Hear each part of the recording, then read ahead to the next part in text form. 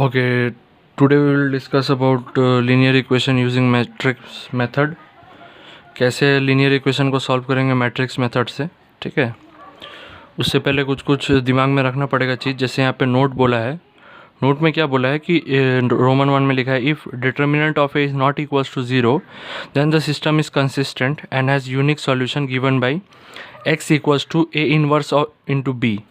तो यहाँ पे बोलने का मतलब क्या है कि ये पॉइंट तुमको याद रखना पड़ेगा। मतलब कि जब सिस्टम को तुमको पूछ सकता है कि दो इक्वेशन देगा कि हाँ कंसिस्टेंट है कि इनकंसिस्टेंट है दिखाओ, तो अगर कंसिस्टेंट का क्राइटेरिया क्या है कि if determinant is not equals to zero then the system is consistent. तो अगर तुम मैट्रिक्स ए दिया रहेगा और मैट्रिक्स ए का अगर डिटर्मिनेंट तुम निकाले और नॉट इक्वल्स टू ज़ीरो अगर आया, कोई वैल्यू आया -1 -5 जो भी आया, तो उस केस में क्या हो जाएगा, हम लोग को पता चल जाएगा कि हाँ वो मैट्रिक्स कंसिस्टेंट है, ठीक है। और उसका यूनिक सॉल्यूशन होगा, मतलब कि एक्स और वाई का वैल्यू उसमें मिल जाएगा, ठीक है। तो उसको हम क्या लिख सकते हैं, x equals to A inverse into B. अच्छा, अब सेकंड पॉइंट में क्या बोल रहा है, if determinant A equals to zero and adjoint of A into B is not equals to zero then the system is inconsistent. अब यहाँ पे इनकन्सिस्टेंट का क्या क्राइटेरिया है कि अगर डिटर्मिनेंट ज़ीरो आया, कंसिस्टेंट के लिए देखो determinant not equals to zero था, तो इनकन्सिस्टेंट के लिए determinant must be equals to zero. और क्या बोला है कि adjoint of A into B अगर निकालेंगे वो भी नॉट इक्वल्स टू ज़ीरो आना चाहिए, ठीक है। Adjoint of A into B भी नॉट इक्वल्स टू ज़ीरो आना चाहिए। तब क्या हो जाएगा, वो सिस्टम को हम लोग बोल सकते हैं, मतलब वो इक्वेशन को बोल सकते हैं इनकंसिस्टेंट। तो दो चीज़ समझ में आया कि तुमको बोल सकता है कि हाँ कंसिस्टेंट क्या कब होगा, इनकंसिस्टेंट कब होगा। कंसिस्टेंट कब होगा, जब determinant A is not equals to zero, ठीक है। और determinant A equals to zero और adjoint of A into B not equals to zero, ये दो क्राइटेरिया फॉलो करेगा जब, then you can say that the linear equation is inconsistent, ठीक है। अच्छा, और एक क्राइटेरिया है क्या कि अगर determinant A is not equals to zero है मान लो, और adjoint of A into B is equals to B zero आ गया, दोनों इक्वल्स टू ज़ीरो आ गया मान लो, then the system is consistent and has infinitely many solution. इस केस में भी सिस्टम कंसिस्टेंट होगा, लेकिन इसमें क्या होगा, सॉल्यूशन बहुत सारा होगा। जैसे ये इनकंसिस्टेंट का केस नहीं है, ये कंसिस्टेंट का केस है। तो कंसिस्टेंट का केस में तुम ये भी ले सकते हो, ये भी एक कंसिस्टेंट का केस है, ये भी एक कंसिस्टेंट का केस है। इनकंसिस्टेंट का केस सिर्फ ये वाला है, ठीक है। तो डिटर्मिनेंट ए अगर ज़ीरो आया मान लो और adjoint of A into B निकालने पे भी ज़ीरो आ रहा है, तो हम लोग बोल सकते हैं कि सिस्टम कंसिस्टेंट है, और उसके बाद हम लोग सॉल्यूशन निकाल सकते हैं। लेकिन इसका क्या हो जाएगा, इसका इनफाइनेटली मेनी सॉल्यूशंस होगा, मतलब एक्स और वाई का यूनिक वैल्यू नहीं मिलेगा। मतलब x equals to 2 y equals to 4 मिलना चाहिए, तो वो नहीं मिलेगा। इस पर बहुत सारा इनफाइनेटली मेनी सॉल्यूशंस हो जाएगा। तो मेनली हम कंसिस्टेंट के लिए ये फॉलो करते हैं और इनकंसिस्टेंट के लिए ये फॉलो करते हैं, ठीक है। ये बहुत कम केस में दिया जाता है, तब भी ये नोट रखना पड़ेगा दिमाग में, ताकि कभी भी अगर ज़रूरत पड़े तो ये इस्तेमाल कर सकते हैं। अब क्वेश्चन किस टाइप का आएगा वो डिस्कस कर लेते हैं। जैसे यहाँ पे देखो क्वेश्चन 1 मैंने लिया है 2x minus 3y equals to 1, 3x minus 2y equals to 4। तो ये एक्चुअली क्या है, ये तुम्हारा दो इक्वेशन दिया हुआ है और यहाँ पे दो वेरिएबल है x और y। तो नॉर्मली हम लोग ऐसा इक्वेशन जब छोटे क्लास में देता था तो साइमल्टेनियस इक्वेशन करके एलिमिनेशन मेथड से काट देते थे, लेकिन यहाँ पे वैसे नहीं करना है। यहाँ पे मैट्रिक्स मेथड से एक्स और वाई का वैल्यू निकालना है। इसको तुम नॉर्मली भी सॉल्व करोगे साइमल्टेनियस इक्वेशन से तो भी सॉल्व होकर जो एक्स का वैल्यू आएगा, और ये मैट्रिक्स मेथड से सॉल्व करके जो एक्स का वैल्यू आएगा वो दोनों बराबर होगा।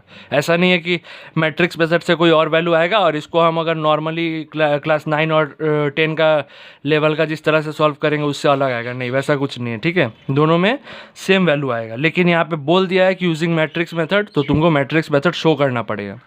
अब इसमें करना क्या है, तुमको दो इक्वेशन दे देगा। पहला बात तो X Y equals to number दे देगा, उसके बाद X Y equals to number. अब ध्यान रखना है क्या कि नंबर को तुमको हमेशा इक्वल्स टू का राइट साइड में रखना है, ठीक है। नंबर को हमेशा you have to keep the number on the right side of the equals to. उसके बाद क्या करना है, तुमको ए एक मैट्रिक्स लेना है। ए मैट्रिक्स लेके ये जो x का कोएफिशिएंट है, y का कोएफिशिएंट है, इसको नॉर्मली जैसे है वैसे लिख देना है। 2 - 3 3 - 2, ये रहा 2 - 3 3 - 2। तो एक मैट्रिक्स बन गया, ये मैट्रिक्स बन गया एक। उसके बाद हम x एक मैट्रिक्स लेंगे, x एक मैट्रिक्स लेंगे। उसमें क्या होगा, उसमें कुछ नहीं, ये यहाँ पे कितना वेरिएबल है, x और y है, तो x और y कॉलम वाइज लिख देंगे। ऐसे x और y कॉलम वे में लिख देंगे, रो वे में नहीं, कॉलम वे में लिख देंगे। कॉलम में लिख देंगे, ठीक है। उसके बाद बी एक मैट्रिक्स लेंगे, उसके बाद वहाँ पे बी एक मैट्रिक्स लेंगे, उसके बाद यहाँ पे ये बी मैट्रिक्स को नंबर में डाल देंगे, मतलब ये जो राइट साइड में नंबर है इसको बी मैट्रिक्स में डाल देंगे, ये भी कॉलम वाइज में होगा। मतलब सिर्फ ए जो मैट्रिक्स है उसमें रो है और कॉलम दो ठो है, एक्स मैट्रिक्स में सिर्फ कॉलम है और बी मैट्रिक्स में भी सिर्फ कॉलम है, ठीक है। मतलब जैसा फॉर्म है वैसे ही करके मैट्रिक्स बना दिए। क्या क्या मैट्रिक्स बना, ए बना, एक्स बना, बी बना, 3 मैट्रिक्स बना, ठीक है। उसके बाद क्या करना है तुमको, डिटर्मिनेंट ऑफ ए निकालना है। पता है कैसे डिटर्मिनेंट ऑफ ए निकालते हैं, यहाँ पे डिटर्मिनेंट ऑफ ए क्या है, 2 × 2 का मैट्रिक्स है, तो -2 × 2 कर दो, -4 आ जाएगा, -3 × 3 -9 आ जाएगा, माइनस माइनस प्लस हो जाएगा, -4 + 9 = 5 which is not equals to 0। तो यहाँ पे क्या पता चला कि determinant A is 5 which is not equals to 0, मतलब 5 एक वैल्यू आया तो डिटर्मिनेंट 0 नहीं है, तो हम लोग क्या बोल सकते हैं, सो ए इनवर्स एग्जिस्ट। अगर ये डिटर्मिनेंट 0 आया तो ए इनवर्स एग्जिस्ट नहीं करेगा, ठीक है, ये दिमाग में रखना। अगर डिटर्मिनेंट 0 आया तो ए इनवर्स एग्जिस्ट नहीं करेगा। डिटर्मिनेंट अगर माइनस में भी आया तो कोई प्रॉब्लम नहीं है, लेकिन वैल्यू आना चाहिए, नेगेटिव या पॉजिटिव आना चाहिए, 0 नहीं आना चाहिए। तो 5 आया यहाँ पे, तो 5 आया तो हम लोग लिख सकते हैं so A inverse exist, and A inverse का फॉर्मूला हम लोग को पता है one by determinant of A into adjoint of A. ये हम लोग पहले किए थे पहला वाला एक्सरसाइज में, one by determinant of A into adjoint of A. तो ये लाइन लिख देना है। उसके बाद क्या करना है,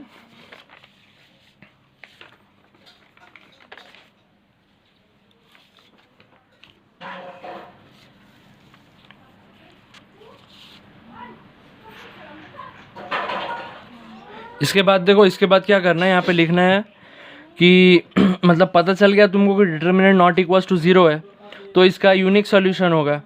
यूनिक सॉल्यूशन होगा तो मतलब एक्स और वाई हम लोग को पता चल जाएगा। तो हम लोग क्या करेंगे, को फैक्टर लिखेंगे, रो 1 का रो 2 का। को फैक्टर बोलने का मतलब कि एडजॉइंट ऑफ ए के लिए को फैक्टर लगता है, पता है हम लोग को।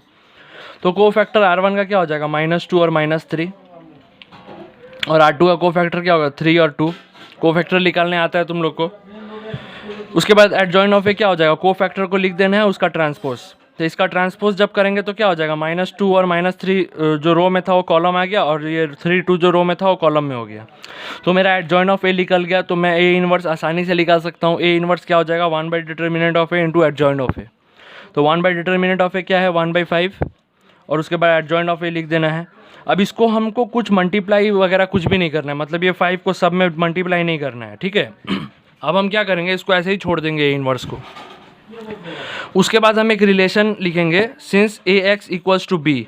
यहाँ पे पहला वाला तुमको पेज में मैं दिखाया था, ये वाला, ये रहा यहाँ पे, कि if determinant of A not equals to 0 then the system is consistent. मतलब ये वाला पे क्या निकला मेरा डिटर्मिनेंट 5, तो इस पे सिस्टम कंसिस्टेंट है, और has unique solution given by x equals to A inverse B. तो ये वाला लाइन अब हम लोग को लिखना है। ये कैसे लिखेंगे, यहाँ देखो, ए एक्स इक्वल्स टू बी लिख सकते हैं। ए क्या है, मैट्रिक्स है, बी क्या है, मैट्रिक्स है, एक्स क्या है, मैट्रिक्स है, ठीक है। ए क्या है, मैट्रिक्स है, एक्स और बी तीनों मैट्रिक्स है, ठीक है। तो उसके बाद क्या हो जाएगा, ए यहाँ पे चला जाएगा तो ए इनवर्स हो जाएगा, तो ए इनवर्स ऑफ बी हो जाएगा। तो एक्स का बदले क्या लिए थे हम लोग, x/y, मतलब एक्स और वाई लिए थे मैट्रिक्स। ए का बदले ए इनवर्स अभी क्या लिखला, 1/5 ऑफ ये मैट्रिक्स, ये लिख दिए। बी क्या लिखला था, 1/4, ठीक है। अब क्या करेंगे, एक्स और वाई को हम लोग को निकालना है, तो एक्स और वाई लेफ्ट में ही रखेंगे, उसको कुछ नहीं करेंगे। 1/5 को भी ऐसे ही रखेंगे। उसके बाद हम लोग क्या करेंगे, रो कॉलम मल्टीप्लाई कर देंगे, रो और कॉलम मल्टीप्लाई कर देंगे। तो ये क्या हो जाएगा, 10 और 5 आ जाएगा कॉलम में, क्योंकि एक रो और एक कॉलम मल्टीप्लाई होगा तो एक रो मिलेगा, और उसके बाद एक रो और एक कॉलम मल्टीप्लाई करेगा तो एक रो मिलेगा। मतलब यहाँ पे 2 रो मिल रहा है और एक कॉलम मिल रहा है, ठीक है। तो 5 और 10 और 1/5। अब ये 5 को इस पर डिवाइड कर दो, तो 1/5 जब 10 से डिवाइड होगा तो 2 आएगा, 1/5 जब 5 से डिवाइड होगा तो 1 आएगा। तो अल्टीमेटली क्या हो जा रहा है, एक्स और वाई इक्वल्स टू 2 1 आ जा रहा है, मतलब x equals to 2, y equals to 1। तो ये रहा, ये तुम्हारा सॉल्व हो गया। यही तुमको निकालना होगा, मतलब एक्स का और वाई का वैल्यू निकालना होगा, और बोलना होगा कि कंसिस्टेंट है कि नहीं तुम्हारा इक्वेशन। तो कंसिस्टेंट ये वाला है, जैसे ये कंसिस्टेंट था, ठीक है, ये कंसिस्टेंट था। कंसिस्टेंट होगा तो आराम से एक्स और वाई का वैल्यू निकल जाएगा। कंसिस्टेंट नहीं होगा तो भले प्रॉब्लम हो सकता है, लेकिन कंसिस्टेंट में ही लिख लेगा एक्स और वाई का वैल्यू। तो ये एक एग्जांपल है कंसिस्टेंट का, जिसमें तुम एक्स और वाई का वैल्यू निकाल सकते हो, ठीक है। अच्छा, अभी तो देखे थे 2 इक्वेशन था, तो 2 इक्वेशन में ज़्यादा प्रॉब्लम नहीं होता है, 2 इक्वेशन तो ईजी था। 3 इक्वेशन वाला भी आएगा। 3 इक्वेशन में क्या होगा, जैसे इसमें 3 इक्वेशन है, 3x + y + z = 3, 2x - y - z = 2, -x + y + z = 1। यहाँ पे 3 इक्वेशन दे दिया है। 3 इक्वेशन दे दिया है तो हम लोग क्या करेंगे, फिर वैसे ही ए, एक्स और बी 3 मैट्रिक्स बनाएंगे, ठीक है। ए मैट्रिक्स बनाएंगे तो यहाँ पे क्या क्या मैट्रिक्स निकल जाएगा, जो जो एक्स, वाई और जेड का कोएफिशिएंट है वो लाइन बाय लाइन लिख दो। यहाँ पे 3 है, यहाँ पे 1 है, यहाँ पे 1 है, तो 3 1 1। यहाँ पे 2 है, यहाँ पे -1 है, यहाँ पे -1 है, तो 2 -1 -1। यहाँ पे -1 है, +1 है, +1 है, तो -1 +1 +1, ठीक है। तो ये ए मैट्रिक्स बन गया। एक्स मैट्रिक्स क्या होगा, इससे पहले वाले में एक्स और वाई सिर्फ था, इसमें एक्स वाई जेड तीनों है, तो ऐसे column wise x y z ऊपर वर्टिकली लिख दो, ठीक है। अब बी भी वर्टिकली लिख दो, ये रहा नंबर, ये जो 3 2 1 है, 3 2 1 लिख दिए, ठीक है। उसके बाद क्या करना है, हम लोग डायरेक्ट लिखेंगे we know A x equals to B. अब पहला इक्वेशन से हम लोग को पता चल गया, पहला वाला क्वेश्चन से, कि हाँ A x equals to B एक रिलेशन होता है, जिससे हम लोग बोल सकते हैं कि X equals to A inverse of B होता है, A inverse of B. Now we will find the determinant of A. तो डिटर्मिनेंट ए, मैंने ये वाला डिटर्मिनेंट इसका निकाला है, इसका डिटर्मिनेंट निकाला है, ये मैट्रिक्स था तो मैट्रिक्स का भी डिटर्मिनेंट निकल सकता है, इसको डिटर्मिनेंट में चेंज कर दो, कोई प्रॉब्लम नहीं होगा। तो डिटर्मिनेंट ऑफ ए क्या निकल जाएगा, पता ही है, फर्स्ट वाला को ऐसे करके हाइड करके तुमको ये क्रॉस मल्टीप्लाई करके निकालना पड़ेगा, पता है तुम लोग को डिटर्मिनेंट कैसे निकाला जाता है। तो डिटर्मिनेंट ऑफ ए क्या लाया है, -10 आया है। -10 आया मतलब नॉट इक्वल्स टू 0 है, not equals to 0, then we can say A inverse exist. अब ए इनवर्स एक्सिस्ट, तो ए इनवर्स का फॉर्मूला क्या है, A inverse equals to 1 by determinant of A into adjoint of A. अब 1 बाई डिटर्मिनेंट ए तो मेरा निकल गया -10, कोई प्रॉब्लम नहीं है, लेकिन एडजॉइंट ऑफ ए निकालना है, तो एडजॉइंट ऑफ ए के लिए हम लोग को कोफैक्टर निकालना पड़ता है। तो कोफैक्टर R1 रो 1 का कोफैक्टर निकाले पहले, तो ये रहा, मॉड करके रो 1 का कोफैक्टर निकाले। पहला वाला प्लस होता है, सेकंड वाला माइनस होता है, थर्ड वाला प्लस होता है, पता है तुम लोग को। उसके बाद क्रॉस मल्टीप्लाई करके -2 -1 और 3, ये फर्स्ट रो का कोफैक्टर है, ठीक है। उसके बाद ये सेकंड वाला में क्या होता है, सेकंड रो का फर्स्ट एलिमेंट नेगेटिव, फिर पॉजिटिव, फिर नेगेटिव। अब इसको भी क्रॉस मल्टीप्लाई करो तो -2 4 और 2 आ जाएगा। अच्छा, अब दूसरा वाला जो रो है, तीसरा वाला जो रो है, उसमें क्या हो जाएगा, प्लस माइनस प्लस। इसमें भी मॉड लगा के तुम क्रॉस मल्टीप्लाई करके नंबर निकालो, 0 5 और -5। तो 3 कॉलम का नंबर आ गया तुम्हारा, -2 -1 -3 -2 4 2 0 5 -5, ठीक है। ये तीनों आ गया, कोफैक्टर्स आ गया तुम्हारे पास। तो कोफैक्टर्स आ गया तो तुम एडजॉइंट निकाल सकते हो। तो एडजॉइंट के लिए अब क्या हो जाएगा तुम्हारा, ये जैसे ये वाला पेज पे लिखा हुआ है, देखो एडजॉइंट ऑफ ए क्या हो गया, -2 0 -1 4 5 -3 2 -5। मैंने क्या किया, डायरेक्ट ट्रांसपोज कर दिया है, ठीक है। मैं एक स्टेप शो नहीं किया हूँ यहाँ पे, डायरेक्ट मैंने ट्रांसपोज करके लिख दिया है। तुम लोग ट्राई करके देखना, तुम लोग से भी हो जाएगा, कोई प्रॉब्लम नहीं होगा, और प्रॉब्लम होगा तो मेरे को बोलना। तो अब ए इनवर्स क्या लिख सकते हैं, 1 बाई डिटर्मिनेंट ऑफ ए, तो 1 बाई डिटर्मिनेंट ऑफ ए 1/10, ठीक है, इंटू ये हो गया तुम्हारा, ठीक है, इंटू ये हो गया। उसके बाद क्या हो गया, देखो A inverse equals to 1 by determinant of A, यहाँ पे माइनस मेरा छूट गया था, वही मैं करेक्ट किया, -10 यहाँ पे है, ठीक है। 1 बाई डिटर्मिनेंट ऑफ ए, और उसके बाद क्या हो जाएगा, ये तुम्हारा ये रहा adjoint of A, adjoint of A लिख दिए। अब इसको ऐसे ही छोड़ देना है। उसके पास जो पहला रिलेशन हम लोग डाले थे कि ए एक्स इक्वल्स टू बी होता है, तो एक्स को लिख सकते हैं इनवर्स ऑफ बी। स्टार्टिंग में लिखे थे ना ये वाला वी नो वाला लाइन, देख लेना वीडियो पीछे करके, ये वाला लाइन लिखे थे। तो इससे क्या हो सकता है कि एक्स का बदले फिर हम लोग एक्स वाई जेड लिख सकते हैं, ए इनवर्स का बदले ये पूरा टर्म आ सकता है, ये पूरा। तो ए इनवर्स का जगह में ये रहा, ये पूरा टर्म आ गया, इंटू बी क्या था, नंबर था, 3 2 1 था, ठीक है। उसके बाद क्या करेंगे, 1/10 ऐसे ही रहेगा, 1 बाई -10 ऐसे ही रहेगा, ये माइनस है यहाँ पे। उसके बाद एक मल्टीप्लाई करेंगे, रो कॉलम एक रो आएगा, रो कॉलम एक रो आएगा, रो कॉलम एक रो आएगा, ठीक है। तो यहाँ पे क्या हो गया, 3 रो है और 1 कॉलम है, सब में 10 -10 और 10 आया है, ठीक है। और यहाँ पे -10 आया, तो अब डिवाइड कर दो, 10 1 जा 10 1 जा 10 1 जाएगा, सिर्फ नेगेटिव पॉजिटिव हो जाएगा। जैसे ये 10 बाई -10 क्या हो जाएगा, -1, -10 बाई -10 +1, -10 बाई 10 -1। तो x आ गया मेरा -1, y आ गया मेरा 1 और z आ गया मेरा -1, ठीक है। तो ऐसा 2 टाइप का ही क्वेश्चन रहेगा जो तुमको सॉल्व करना पड़ेगा। मतलब एक तो तुम्हारा नॉर्मल दो इक्वेशन रहेगा, जैसे ये वाला है 2 इक्वेशन, ये वाला, ये तो इजी है, ये 2x2 का मैट्रिक्स बना है यहाँ पे। अब इसमें क्या हो जाएगा, ये जो अभी तुम लोग को ये वाला समझा रहे थे, इसमें क्या हो जाएगा, ये रहा 3 इक्वेशन आ जाएगा। 3 इक्वेशन आ जाएगा तो 3x3 का मैट्रिक्स बन जाएगा। ये 3x3 का मैट्रिक्स है, ठीक है। ऐसे करके तुमको बस नॉर्मली क्या करना है, एक्स वाई और जेड का वैल्यू निकालना है और कुछ नहीं, ठीक है। हर केस में एक्स वाई और जेड का वैल्यू निकालना है।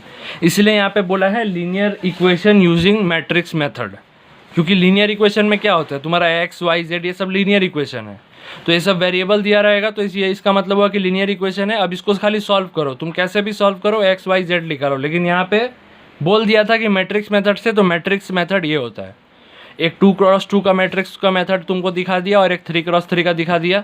ऐसे ही तुम लोग ट्राई करना, हाँ हो जाएगा, कोई डाउट नहीं होगा। अगर डाउट होगा तो मेरे को मैसेज करना।